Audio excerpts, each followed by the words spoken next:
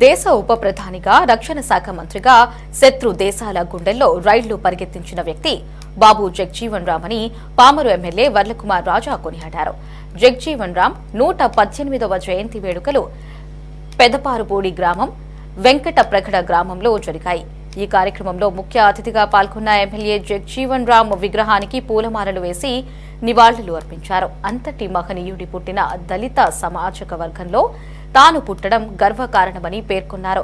ఇక పామరులో ఉన్న దళిత గ్రామాలలో కమ్యూనిటీ హాల్స్, సీసీ రోడ్ల త్వరితగతిన పూర్తి చేయడానికి తన వంతు కృషి చేస్తానని వర్లకుమార్ రాజా స్పష్టం చేశారు.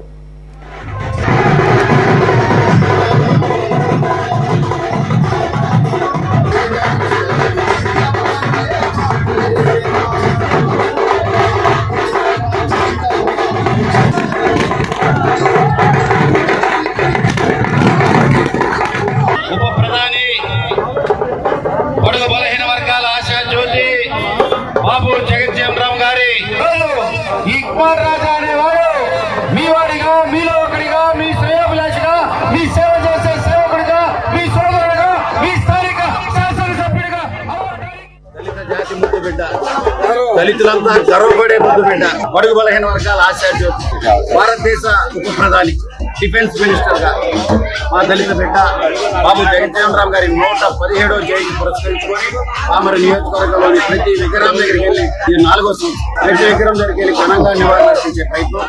రాత్రి 12 అవుతుంది, 1 గంట అవుతుంది, ఎన్ని విగ్రహాలు కుదిరితే అన్ని విగ్రహాల దగ్గరికి వెళ్ళి ఘనంగా మన జాతీయ నేత, మా దళిత బిడ్డ, మా దళిత భక్తుల్లో జీవితాన్ని నింపడానికి తన జీవితాన్ని అర్పించిన మహానేత బాబు జగజీవన్ రామ్ గారి జయంతి పురస్కరించుకొని ఆయన ఎంతో మంది జీవితాల్లో పూర్తిదాయంగా నిలబడ్డారు. ఈరోజు మేమంతా ఈరోజు అన్నం తింటున్నామన్నా, ప్రశాంతంగా ఉన్నామన్నా, సంతోషంగా ఉన్నామన్నా, మా దళితుల హక్కులు మాకు వచ్చాయన్న అంబేద్కర్ గారు బాబు జగజీవన్ రామ్ గారి స్ఫూర్తి అని కూడా తెలియజేస్తూ ఆయన స్ఫూర్తిని 10 మందికి పంచాలి, అందరికీ తెలియజేయాలి, యువత నేర్చుకోవాలి, తెలుసుకోవాలి, జాతీయ నేతలు ఏ రకంగా మన అభ్యున్నతి కోసం కృషి చేశారనే విషయాన్ని